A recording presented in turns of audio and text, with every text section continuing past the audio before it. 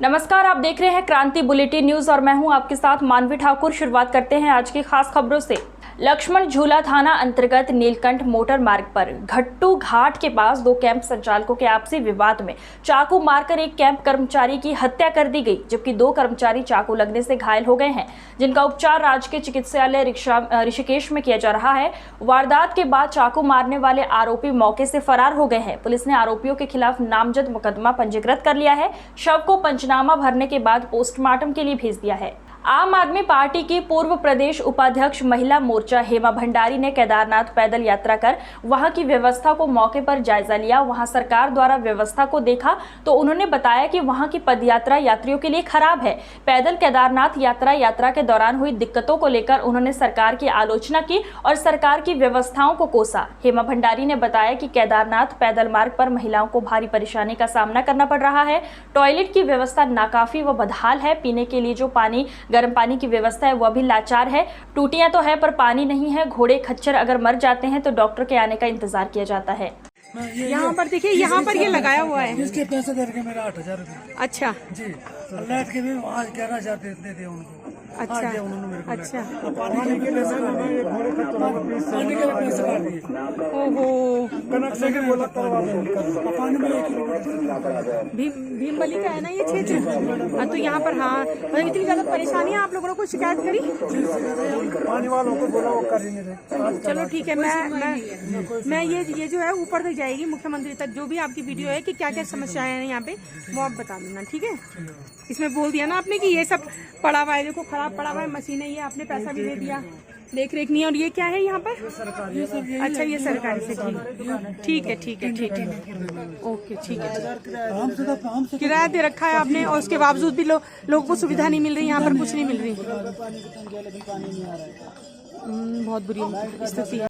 लेके जो अव्यवस्थाएं फैली हुई हैं, एक तरफ सरकार कहती है कि चारधाम यात्रा जो है उसमें पूरी व्यवस्था है और चारधाम यात्रा में श्रद्धालुओं को कितनी मुश्किलों का सामना करना पड़ रहा है, ये हम लोगों ने खुद वहाँ पर जाके देखा कि जैसे केदारनाथ धाम की हम बात करें तो केदारनाथ धाम में जो व्यवस्थाएं बिल्कुल लड़खड़ा रही हैं।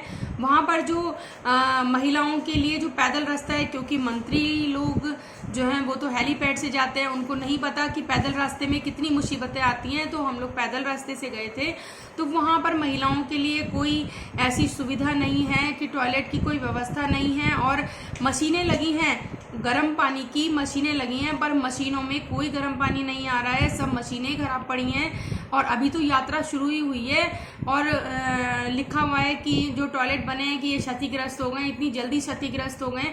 तो ऐसे में ये जो बढ़ावा मिल रहा है कि खुले में लोग शौच कर रहे हैं और वहाँ पर पशु घोड़े खच्चर जाने का रास्ता है, वहाँ पर घोड़े खच्चर मर जाते हैं, तो डॉक्टर भी समय से नहीं पहुँच पाते, जिसकी वजह से वो ऐसे के ऐसे ही पड़े रहते हैं। और चरमराई व्यवस्थाएं, तो मुख्यमंत्री जी तो अपने उपचुनाव में व्यस्त हैं और जो पर्यटन मंत्री हैं वो अपने दुबई चले गए। यहाँ पर चारधाम यात्रा चल रही है, वहाँ वो दुबई में है। तो ऐसे में जो श्रद्धालुओं का ध्यान, जो चारधाम यात्रा की व्यवस्थाओं को कौन देखे, ये तो सिर्फ भगवान भरोसे चल रही है। जिस तरह से आत्मनिर्भर भारत की बात करते हैं, उस तरह से आत्मनिर्भर यात्रा चल रही है और कितनी धांधलेबाजी हो रही है, कितना मतलब वहां पर कोई रोक नहीं है। जिलाधिकारी श्री विनय शंकर पांडे की अध्यक्षता में शुक्रवार को कलेक्ट्रेट सभागार में ग्राम सलेमपुर रोशनाबाद प्रथम की सीमा से लगी सिडकुल भूमि पर मिल्टन कंपनी द्वारा कराए जा रहे निर्माण के संबंध में बैठक आयोजित हुई। बैठक में पूर्व जिला पंचायत अध्यक्ष श्री राव आफाक अली ने ग्राम सलेमपुर रोशनाबाद प्रथम के ग्रामीणों का रास्ते के संबंध में पक्ष रखा। जिलाधिकारी ने राव आफाक अली एवं अन्य पक्षों को सुनने के बाद बताया कि भूमि का मालिकाना हम सिडकुल के पास है। सिडकुल ने कंपनी को जमीन आवंटित की है जिनका काम चल रहा है। उन्होंने ये भी बताया कि बगल में स्कूल होने की वजह से विचार विमर्श के बाद गांववासियों को 8 फीट का रास्ता देने का विकल्प दिया गया। हरिद्वार के बहादुराबाद क्षेत्र में आज नालों व सड़क किनारे किए गए अतिक्रमण को हटाने के लिए पीडब्ल्यूडी विभाग सहित जिला प्रशासन, पुलिस प्रशासन के साथ अन्य विभागों की सहभागिता से मॉनिटरिंग कर अतिक्रमण को हटाए जाने की कवायद शुरू कर दी गई है। पीडब्ल्यूडी के अधिशासी अभियंता सुरेश कुमार तोमर ने जानकारी देते हुए बताया कि हरिद्वार में 7 मार्गों पर शहर के अंदर से अतिक्रमण हटा दिया गया है, जिनमें एक मार्ग भेल का भी है, जिस पर आज अतिक्रमण किए गए स्थानों पर अतिक्रमण को हटाने की कार्यवाही की जा रही है। पीडब्ल्यूडी द्वारा जो है पीडब्ल्यूडी पे 7 मार्ग तो हरिद्वार शहर के अंदर है और एक मार्ग ये बीएचएल में था।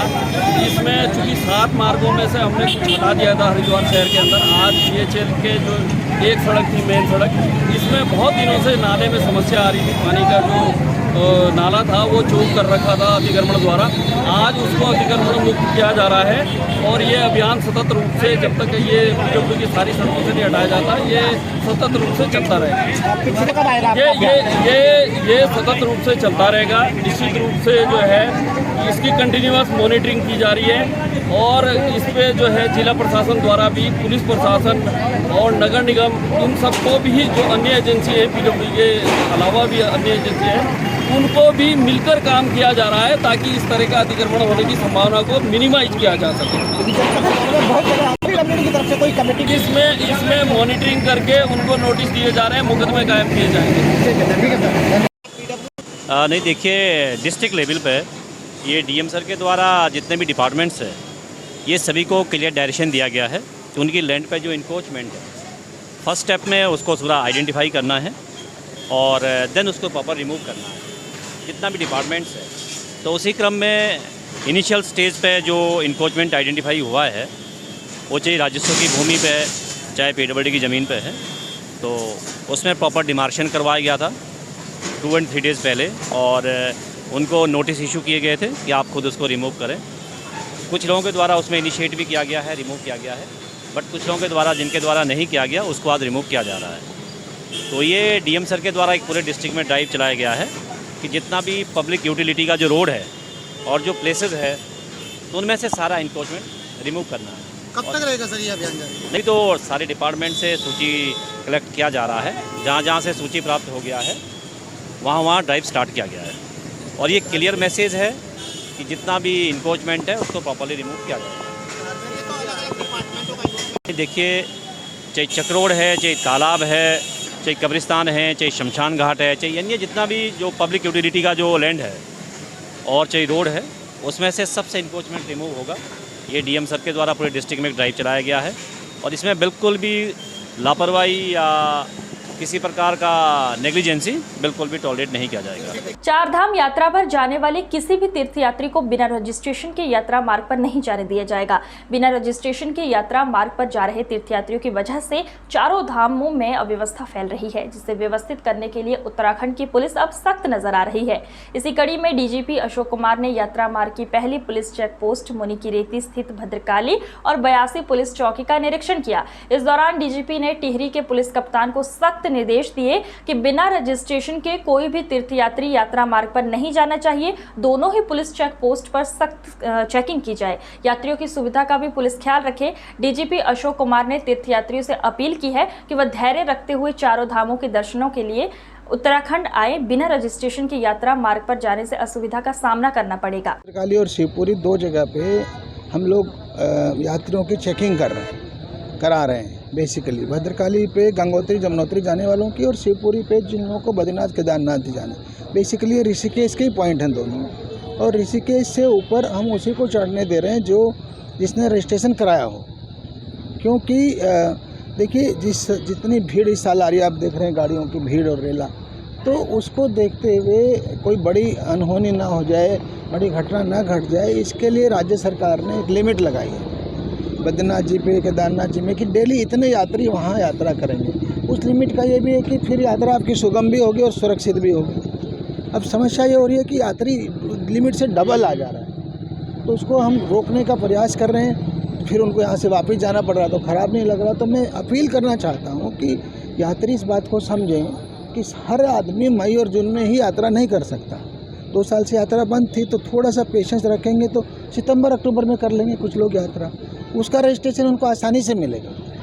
अगर आपको रजिस्ट्रेशन नहीं मिल रहा है तो ज़बरदस्ती गाड़ी उठा के ऐसे न चले आएँ, फिर आपको चढ़ने नहीं दिया जाएगा, बार बार आप पुलिस से उलझेंगे, परेशान होंगे, जाम लगेंगे। तो ऐसी नौबत न आने दें, हमारे साथ कोऑपरेट करें। ये यात्रा, चारधाम यात्रा हम अच्छी से कराएंगे, आपकी सुरक्षित ढंग से कराएंगे, सुगम कराएंगे, आसान बनाएंगे, पर रजिस्ट्रेशन की बात का जो है वैल्यू समझें और रजिस्ट्रेशन करा करके ही आएँ। आज की खबरों में बस इतना ही। देखते रहिए क्रांति बुलेटिन न्यूज़। नमस्कार।